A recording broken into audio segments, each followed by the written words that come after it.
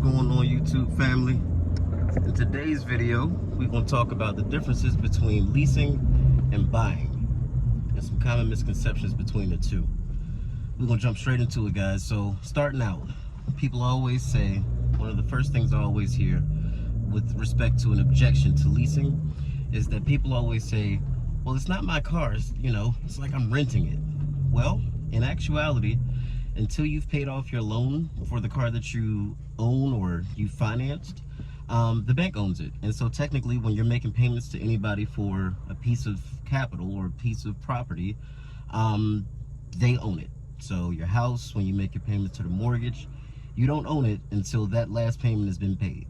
If I finance my car for 72 months, you're not going to own it until that last payment has been paid, or maybe you've paid more than what was due over time and you pay it off early. That's possible as well. But until that last payment is made, whether it's on a lease or a purchase, the bank whom is lending you the money for it owns the car. That's simply just what it is. So no worries there. Nobody owns the car until it's paid off except the bank. So with that being said, don't let that be too much of a concern for you. Secondly, the reason that people who lease continue to lease is because it's good for people who have commitment issues. You don't want to be committed to a loan for 60 months, 72 months, 84 months. I've seen some as high as 96 months, which is outrageous. So yeah, if you're the type of person that likes to trade in your car every 2 to 3 years, leasing might be a good option for you. Now, the only time leasing might not be a good option for you is if you drive a lot. So for me, I've already put almost 17,000 miles on my car and I haven't had it for a year. There's no lease term that would be acceptable under. Another benefit to leasing is going to be the fact that you typically won't ever find yourself in a negative equity position with a lease. Typically, you break even with your trade. Usually, you'll have some equity in your trade. We've had a lot of people that leased 2-3 years ago, and then during the pandemic, they decided to trade in.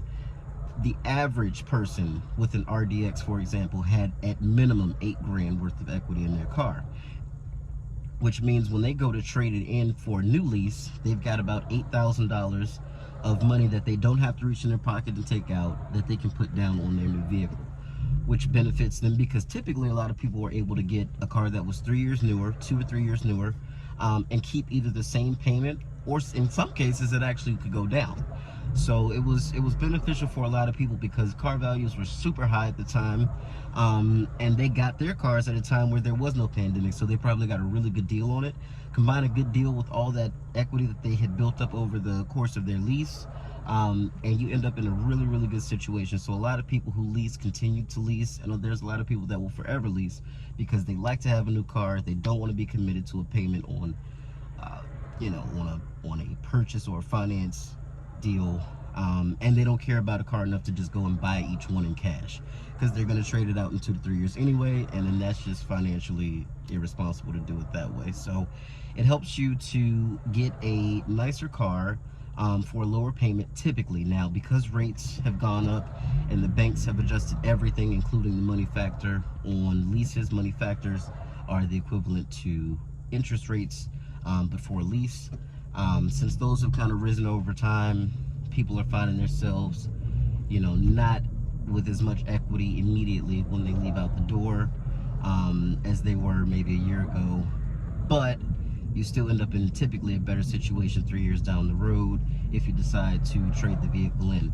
Now, another benefit with leasing is you have options, right? So if you're done with the car at the end of your 3 years or your 2-year lease and you don't want it anymore, fine. Go ahead and bring it back to the dealer. No strings attached, you're done. Or if you decide, hey, I like this car a lot, I'm actually not going to trade it for another lease, I'm going to keep this one, you can go ahead and buy it for what's called the residual value, and that's the amount that you'll finance to keep the car. Now, you can either finance that amount or you can go ahead and write a check for it and just be done.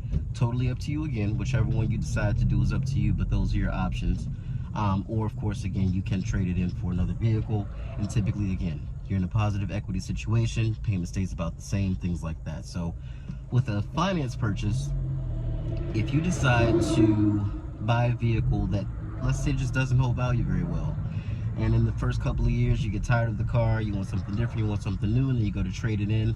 Let's say you've only been making the required payment on the vehicle, you haven't dug a whole lot extra into the principal, or whatever the case may be. You may find yourself in what's called a negative equity position. So let's say I buy a car today for $30,000.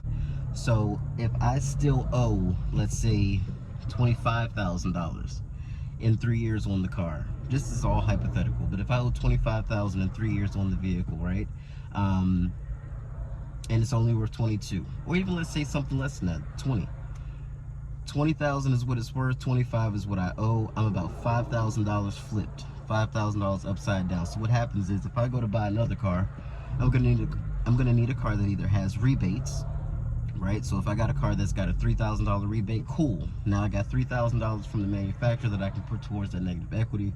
Now I've only got about $2,000 in negative equity, right? So that's where rebates and incentives and things sort of come into play to take some of that blow for you. But let's say there are no incentives and I just got $5,000 of extra money from an old loan that's going to be transferred to my new one. Now let's say I want to buy a car that's $45,000, right? No incentives, paying sticker for it. Got to add that $5,000 of negative equity to my new loan. So now I'm going to be financing $50,000 instead of the 45, right? So, and these are out the door figures we're talking. We're just doing round numbers here.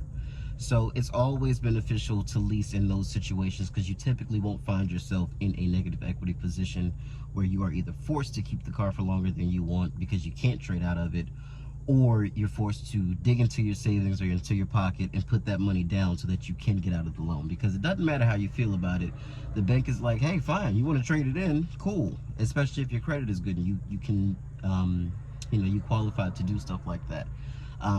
But if you don't have great credit, they typically will turn down the loan because they're not going to take on any negative equity onto a new loan as well. But if you do have good credit, they will.